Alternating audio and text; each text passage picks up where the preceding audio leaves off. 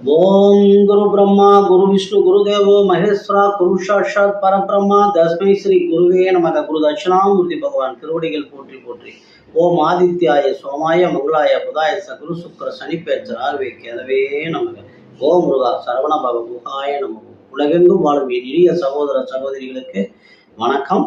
நம்ம சேனலுக்கு ஆதரவு அளித்துட்டு வர அனைத்து நல்ல உள்ளங்களுக்கும் முதல்ல நன்றி। நம்ம இன்னைக்கு இந்த பதிவுல என்ன பார்க்குறோன்னா, ஏப்ரல் 2024 மாதத்திற்கான ரிஷப ராசிக்கான மாத பலன்களை பார்க்க போகிறோம்। முதல்ல கிரக நிலைகளை பார்ப்போம்।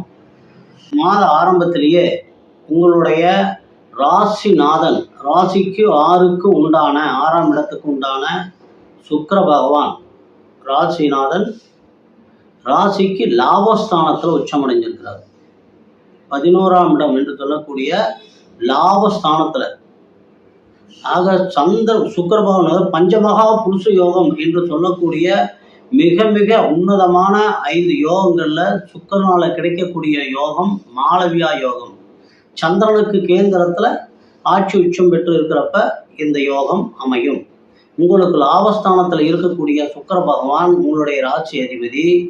சந்திரன் உங்க ராசிக்கு 5ஆம் இடத்திற்கு, அதாவது கன்னிக்கு 20 நாளிலிருந்து 2.25 நாளும் கன்னியில பிரவேசிக்கிறப்பவும் சந்திரன் தனுசுல பிரவேசிக்கிறப்பவும் இந்த யோகத்தினுடைய பலன்கள் உங்களுக்கு கிடைக்கும்। ஏற்கனவே மேசத்துல இருக்கக்கூடிய குரு பகவான் உங்களுடைய ராசியின் 4ஆம் இடம் சுகஸ்தானம் தாய் ஸ்தானம் என்று சொல்ல வண்டி வாகன வீடு என்று சொல்லக்கூடிய 4ஆம் இடத்தையும், ரண ருண ரோக சத்ரு என்று சொல்லக்கூடிய கடன் என்று சொல்லக்கூடிய 6ஆம் இடத்தையும், ஆயுள் ஸ்தானம் அஷ்டமஸ்தானம் என்று சொல்லக்கூடிய 8ஆம் இடத்தையும் குரு பார்ப்பதால் உங்களுக்கு நோய் நொடிகளிலிருந்து விடுதலை ஆகி, அதுக்கு அடுத்தது கடனெல்லாம் உங்களுக்கு இந்த ஒரு மாதம் குரு பகவான் மேசத்தில் இருக்கிற வரைக்கும் இந்த அமைப்பு உங்களுக்கு அருமையாக இருக்குது। அதுக்கு அடுத்தது பார்த்தீங்கன்னா, உங்களுடைய ராசிக்கு 4ஆம் அதிபதி என்று சொல்லக்கூடிய சூரிய பகவான் ராசிக்கு 11ஆம் இடத்துல 13 நாள் வரைக்கும் இருக்கிறார்। ராசி இந்த மாசத்துல பாதி நாள் அவரும் லாபஸ்தானத்தில் இருக்கிறார்। ஆக உங்க ராசி அதிபதியும் லாபஸ்தானத்தில் இருக்கிறாங்க। சுகஸ்தானாதிபதி என்று சொல்லக்கூடிய சூரிய பகவானும் லாபஸ்தானத்தில் இருக்கிறார்। இன்னொரு மிகச்சிறப்பு என்ன அப்படின்னு கேட்டீங்கன்னா, உங்க ராசிக்கு 2க்கும் 5க்கும் உண்டான தனம் வாக்கு குடும்பம் என்று சொல்லக்கூடிய 2ஆம் இடத்திற்கும், பூர்வ புண்ணிய புத்திரஸ்தானம் குழந்தைகள் ஸ்தானம் என்று சொல்லக்கூடிய 5ஆம் இடத்திற்கும் அதிபதியான புதன் பகவான் இந்த மாத ஆரம்பத்திலேயே வக்கரமடைகிறார்। வக்கரமடைந்து திரும்ப அவரும் உங்கள் லாபஸ்தானத்துக்குள்ள போறாரு, மீனத்துக்கு போறாரு। அப்ப மீனத்துக்குள்ள ஏற்கனவே இருக்கக்கூடிய இன்னொரு வக்கர கிரகமான ராகு பகவானோட சேர்றப்ப 2 வக்கர கிரகம் செய்துன்னா சுப கிரகமா மாறிடும்।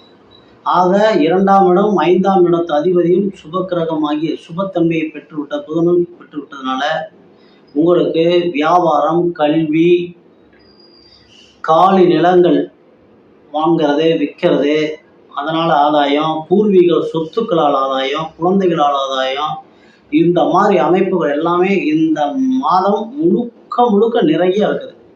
அதே மாதிரி உங்களுக்கு தர்ம கர்மாதிபதினு சொல்லக்கூடிய சனி பகவான் 10ஆம் இடத்திலேயே தொழில் ஜீவனஸ்தானத்திலேயே அவர் தன்னுடைய ஸ்தானத்திலேயே மூலத்திரிகோணம் அடைஞ்சிருக்கிறார்। மூலத்திரிகோணம் அடைஞ்சு உங்க ராசிக்கு 7ஆம் அதிபதி 7க்கும் 12க்கும் உண்டான செவ்வாய் பகவானோடு இணைந்திருக்கிறார்।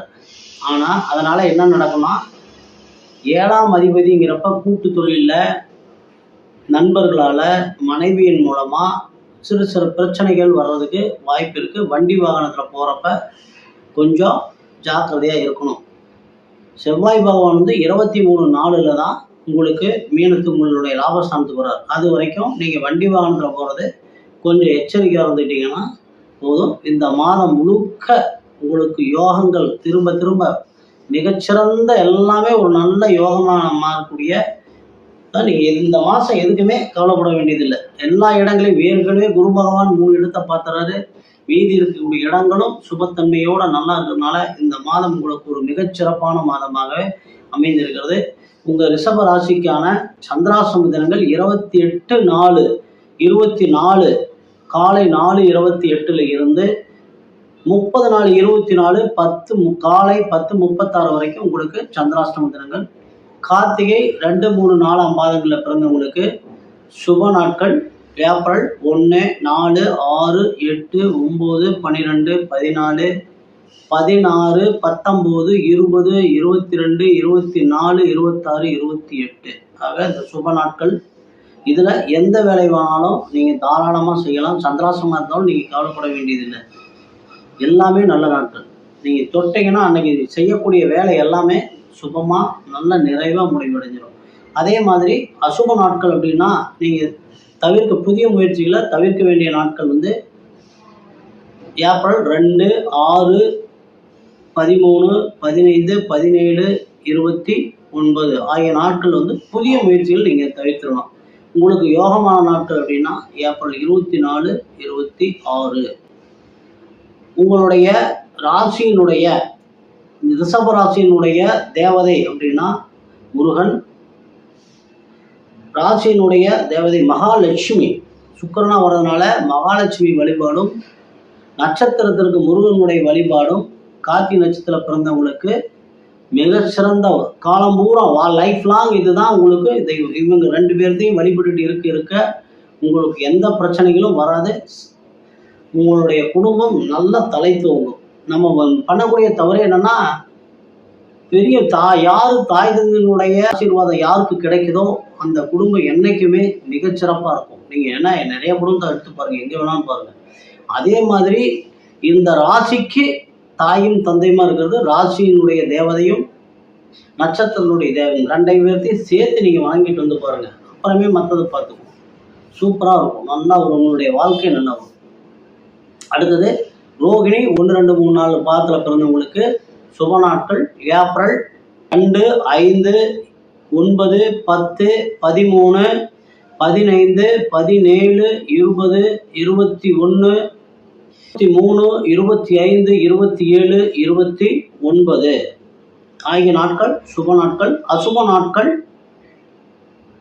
ஏப்ரல் 3, 7, 14, 16, 19, 30 ஆகிய நாட்கள் அசுப நாட்கள். உங்களுக்கு யோகமான நாட்கள் ஏப்ரல் 25 மற்றும் 27. நீங்கள் ரோகிணி நட்சத்திரத்தில் பிறந்தவங்க வழிபட வேண்டிய தெய்வம் ஸ்ரீ கிருஷ்ணரை தான் வழிபடணும். மகாலட்சுமியோட கிருஷ்ணரையும் சேர்த்து நீங்கள் வழிபட்டுவாங்க. அப்போ தான் ரொம்ப சிறப்பாக இருக்கும். அடுத்தது மிருகசீரிடம் 1, 2 பாதத்தில் பிறந்தவங்களுக்கு சுப நாட்கள் ஏப்ரல் 1, 3, 6, 11, 14, 16, 19, 21, 22, 24, 26, 28, 30 அசுப நாட்கள் ஏப்ரல் 4, 8, 15, 17, 20 யோக நாட்கள் ஏப்ரல் 1, 26, 28. நீங்கள் வழிபட வேண்டிய தெய்வம் ஸ்ரீ சந்திரசூடேஸ்வரர். நீங்கள் பாக்கெட்டில் வீட்டில் வைத்துக்கூடிய படம் மானினுடைய தலை.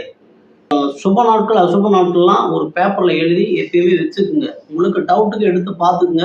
எப்பயுமே உங்களுக்கு அது நல்ல ஒரு வழிகாட்டியாக இருக்கும்னால தான் இந்த தேதியெல்லாம் நம்ம உங்களுக்கு கொடுத்துட்ருக்கோம். நன்றி நேயர்களே. மீண்டும் அடுத்த பதிவில் நம்ம சந்திக்கிற வரைக்கும் எல்லாம் வல்ல எம்பெருமான் ஸ்ரீ முருகப்பெருமான் உங்களுக்கு எல்லா வளங்களையும் நலங்களையும் வாரி வழங்க வேண்டும் என்று கேட்டு இந்த பதிவினை நிறைவு செய்கிறேன். நன்றி.